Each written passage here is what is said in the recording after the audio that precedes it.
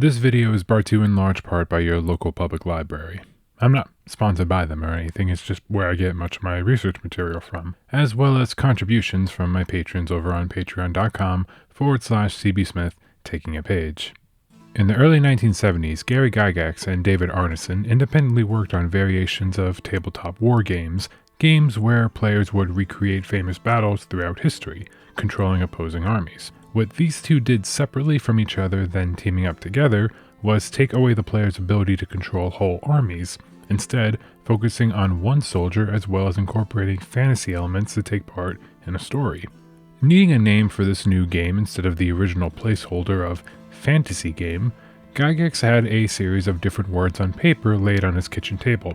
Ultimately, it was Gygax's daughter Elise that chose the two words that would become the little-known game Dungeons and Dragons in 1974. Hi, I'm CB Smith, and this is Taking a Page, the internet series where we look at books, their adaptations, and the history behind them. We're doing something a little bit different today. We're going to be going backwards, beginning with the 2000 Dungeons and Dragons movie and its novelization. Then we are going to go to 1982 to the first anti-D&D movie ever made, Mazes and Monsters, and the novel of its same name, released in 1981. Then we are going to go over D&D's relationship to the 1980s satanic moral panic, and finally ending on an exploration on what exactly the satanic panic was and its impact. This is going to be a long one, so the video will be separated into chapters where you can just browse and pause through. So let's take our 20-sided dice and roll for initiative. It's that time of the night, we turn on the black light. Let the Dungeons and the Dragons begin. It's D&D. Fighting with the legends of yore. It's D&D. Dungeons and Dragons is a game where a group of people come together to take part in an adventure. There is the Dungeon Master, or DM, who's kind of like the banker in Monopoly. If the banker also ran the bank, the realtor industry, the world, the bankers in the bank, the gods that control the destiny of everyone, etc., etc. Okay, bad analogy. Along with the Dungeon Master, there are the players that take control of their own characters they've created, but everything else is just a roll of the dice, being left to chance, and the DM's discretion. You didn't actually say that you were casting the spell, so now there's ogres, okay? The last couple of years, D&D has been the most widespread it's ever been. Big box department stores selling their box sets, libraries keeping their books for new players, and a big budget Hollywood movie that, as of this writing, because I'm terrible at releasing these on time, is about to come out. But in the mid to late 1990s, D&D was at a low point, relegated to hobby and gaming shops out of the way unless you know where to look. The satanic panic around the game had waned, but TSR, the company making the game, had gone under, officially sold off in 1997. It's here that we have Courtney Solomon, around 20 years old at the time. With connections through his mom in Hollywood and negotiations with Gygax and company, he got the movie rights and was looking for a director, but no one wanted to do it. With no one else willing to direct the movie and 1,000,001 financial backers hounding on him, Solomon decided his very first time directing would be this niche fantasy action comedy movie filled with heavy special effects and multiple moving parts. That's a terrible way to do business. And on top of the movie, there was a novelization to the movie. Neil Barrett Jr. was a professional writer with a pretty solid career, starting with short sci-fi stories in magazines in the 1960s, to original novels and movie novelizations, like the novelization to the 1990s Judge Dredd movie. And here we have the official title of Dungeons and Dragons, the movie, the book, which he wrote when he was around 60 years old. So there's a bit of an irony where the movie itself is being done by this novice that's barely old enough to drink when he started doing this, versus the novel version of that movie being written by a professional with 3 decades of experience under his belt. But does that automatically make the book any good? The movie begins with exposition over a set of clouds, and depending if you rented this movie on a streaming service or watching an older copy on DVD, there may or may not even be a title card. At some point, it looks like the movie studio lost the rights to display the name of their own movie for streaming. The book absolutely makes sure that you're reading the official D&D movie novel. When you first open the book, you get ads for other movie merch, including a junior novelization written by Steve Atlee and a making-of book written by John Baxter. Then there's the honest-to-God's map of the city setting in the story inside the book, so you can keep track of all your favorite spots in the movie and wish to recreate it for your D&D campaign. There's Profian's Lair and the Magic School, and that's about it. The first chapter in the book introduces us to the city of Sumdell, with a descriptor of Profian's Lair in a fashion like any good Dungeons & Dragons game manual would show. Vague, grandiose-sounding descriptions. You're in a place far below the deep and stony roots of the city, in a darkness darker than night. 1,000 ancient tunnels, shafts, and murky passageways cut a tortured, twisted maze. So how a game of D&D would go would be I, as the Dungeon Master, would say that quote above about the setting. The game works in a concept called theater of the mind, a quote originating from radio plays, where performers and engineers would use mundane objects and techniques to create sound effects to go along with the performances. Meaning, like, I may be describing this big, sweeping dungeon, but I may either have nothing on the table, a grid board, or like an elaborate model, and everything in between. And like a game of D&D, the movie's depiction of 1,000 ancient tunnels, shafts of murky passageways cut a tortured, twisted maze, we get something that needs a little help from that mind theater. It's here we have Profian, the main villain. He's a wizard attempting to usurp the throne to the kingdom for himself.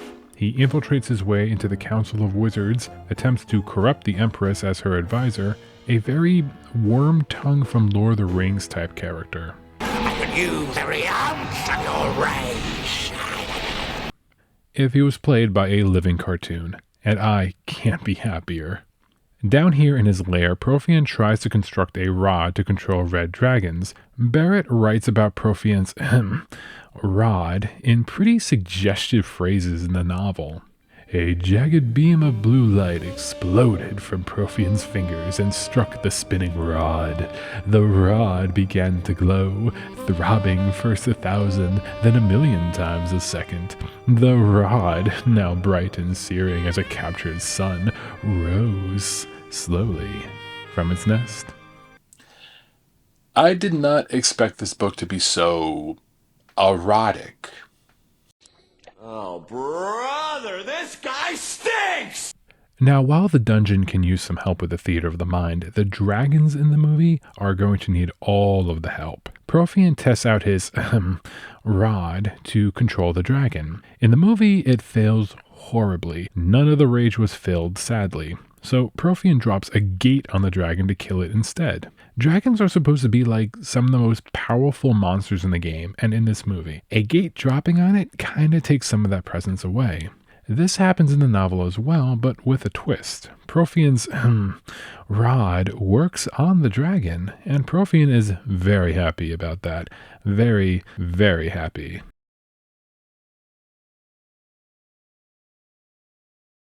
You slut dragon! You slut! Chill out, dude. Okay, that's slut! You know, I'm beginning to wonder what Barrett thinks the D in D&D stood for. On second thought, maybe I don't want to know. After that segue, however, the dragon breaks free from bondage, resulting in the aforementioned execution by gate. Not part of the lore of D&D that I know of, the blood from the dragon ignites the sewer water, and the fire finds its way to the surface where the movie's heroes are introduced, Ridley and Snails. I can't make fun of a name like Snails. I once made a character named Warlock Holmes, Gnome Private Eye. And if you're wondering why I didn't name him Warlock Gnomes, shut up. Ridley and Snails are thieves, and they will let you know that they are thieves. Living up to their word, they sure do love that thieving to the point of kleptomania.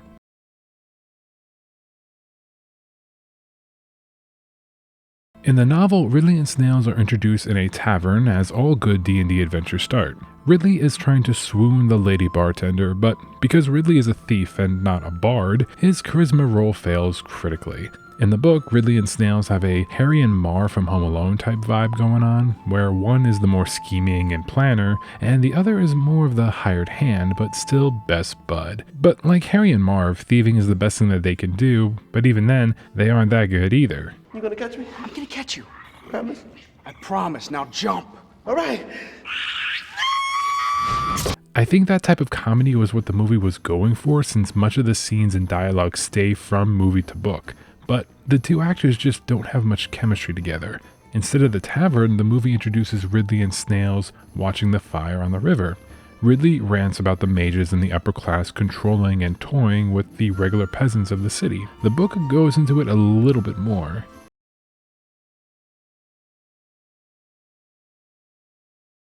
Ridley and Snails decide to steal from the magic school.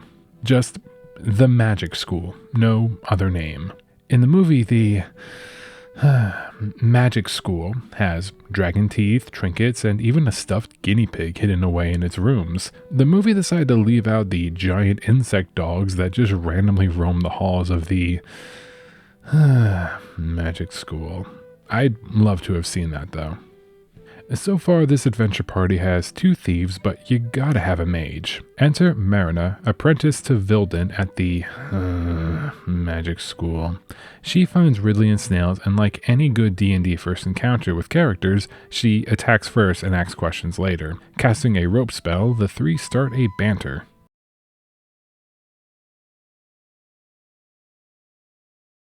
My theory is the dungeon master for this game wanted the plot to move along from this banter, so he teleported Damodor, Profian's main henchman and this game's mini-boss, to kill Vilden for a scroll, which is handed to Marina. It's then we're introduced to the last member of the party.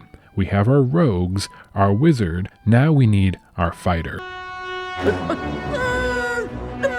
This is Elwood Gutworthy of the Oakenshield clan, a pretty in-your-face reference to J.R.R. Tolkien's The Hobbit and the dwarf Thorin Oakenshield. Gary Gygax would for years say that The Lord of the Rings was not an inspiration for the world of Dungeons & Dragons, saying that the players he had tested the game with all those early years wanted more and more references, so he put them in. So the first editions of the game had hobbits as a playable race, till the Tolkien estate jumped in.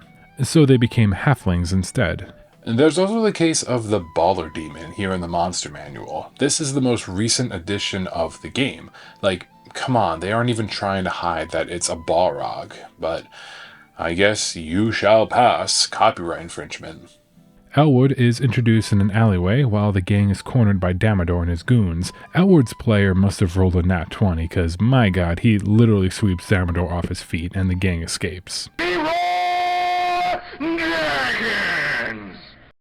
And Damodor, failing to get the scroll, now faces Profian's wrath. In the movie, Damodor is given some kind of tentacle slug monster in his brain.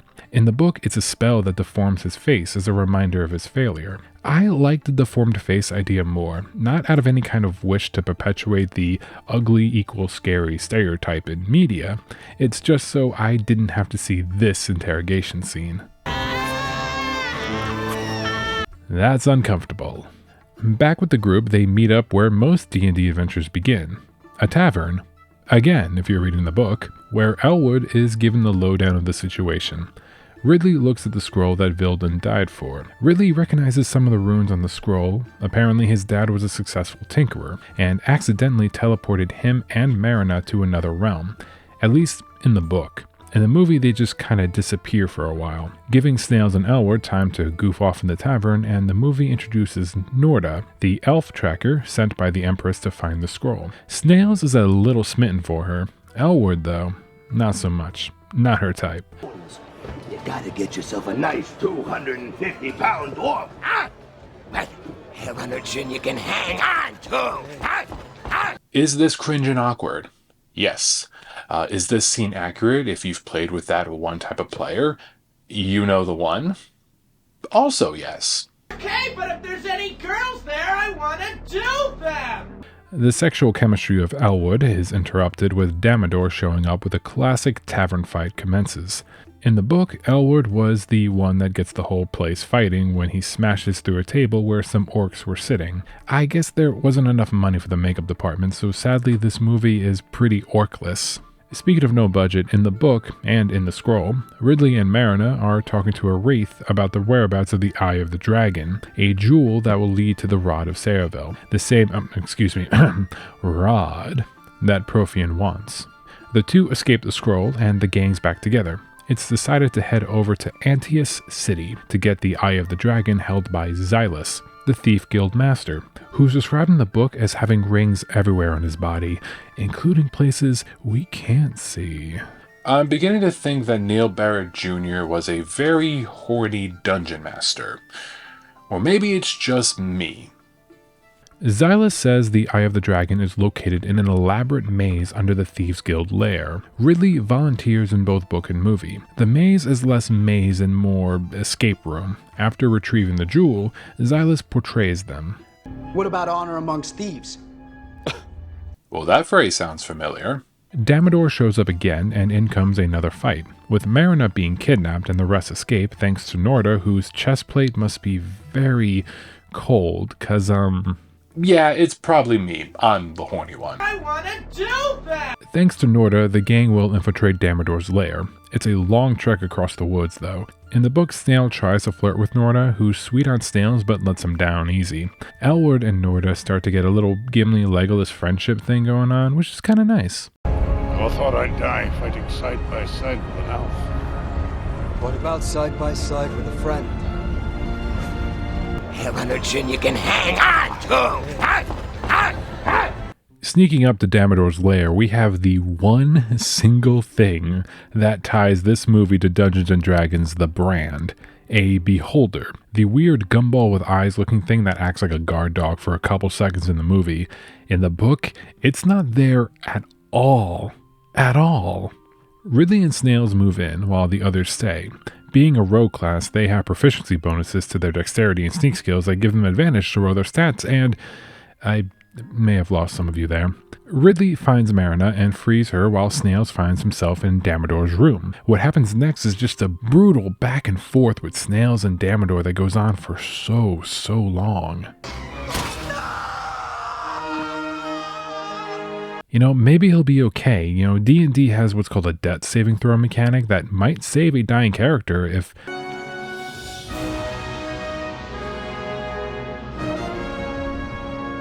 A death saving throw does not mean that you throw the dead character, Damodar. There's no saving in that.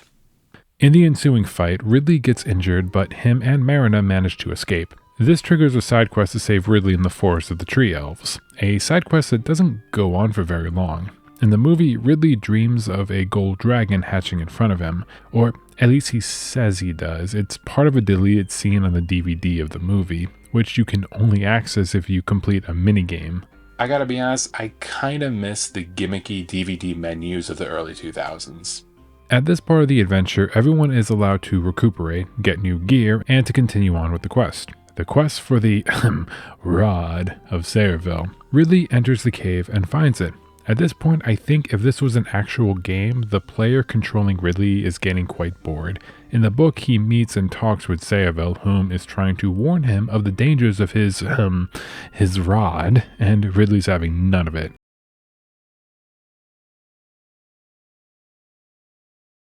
Once outside, Damodar holds the group hostage and gets the... I'm done with the bit right now. He gets the rod from Ridley, and then disappears to Profian's lair. At this point, Profian has gathered enough of the Mage Council to begin his civil war. Now that he has the rod, he can control the red dragons against Empress Savina's gold dragons. Okay, everyone, time for the theater of the mind. Now, all you see is a board on the table, but I want you to imagine that the horde of red dragons that answered Profian's call shrieked down upon the golds, tore through their numbers, dragons collided, dragons died, and dragons fell crippled from the sky. Profian shouted his mighty dragons on, "Butcher them, kill them, let the blood rain from the sky." Truly, a more savage, brutal encounter the world had never seen. My God, this is even bigger than the final battle in the Lord of the Rings movie. It's like 10 times bigger than that battle. But in the end, Profian is killed by the same gold dragon that was in Ridley's dream, at least according to the book.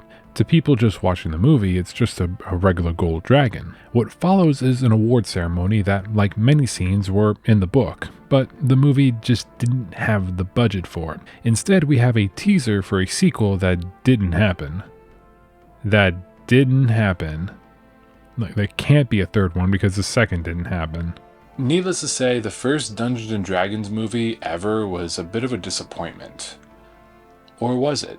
Different people play Dungeons & Dragons for a lot of different reasons. A storyteller wanting to exercise their creative muscles, an actor that likes to play different roles. You can play the game super serious or play it chill with a beer and pretzels with your friends. I really enjoy the pretzel and beer way. One of the things I love about the game is the earnestness of it all. Me and my friends aren't professional writers or voice actors. When there's a bad roll and it breaks the entire narrative, in comes the laughs. That's how we play, and that's how we enjoy it, while others enjoy the prepping, the writing, building sets almost as much as the actual game itself. We have the board and props made out of cheap material. I got a big broadsword made out of cardboard, and that stereo's a pumping Zeppelin. To me, the thing that will make a good Dungeons and Dragons movie, not a good movie, just a good D&D movie, it's not the Beholders or the Owlbears. It's this amateurness and fun that you're playing with your friends. In a way, I got that version with this movie, even if it wasn't what everyone involved intended it to be. Except maybe Jeremy Irons. Let their blood rain from the sky! But as for the book, Barrett is absolutely someone familiar with fantasy and sci-fi in his writing, making these grandiose settings pop out from the page, and the dialogue generally being pretty funny, ironic, and snide. I'd like to pick up one of his original works when he isn't dictated by someone else's script. While being the first official D&D movie coming out in 2000, versions of the game or games alluding to D&D have appeared in media for decades before. I am the Wizard Master! But it wasn't all fun and games and child-murdering dream demons, however. Sorry, kid. I don't believe in fairy tales.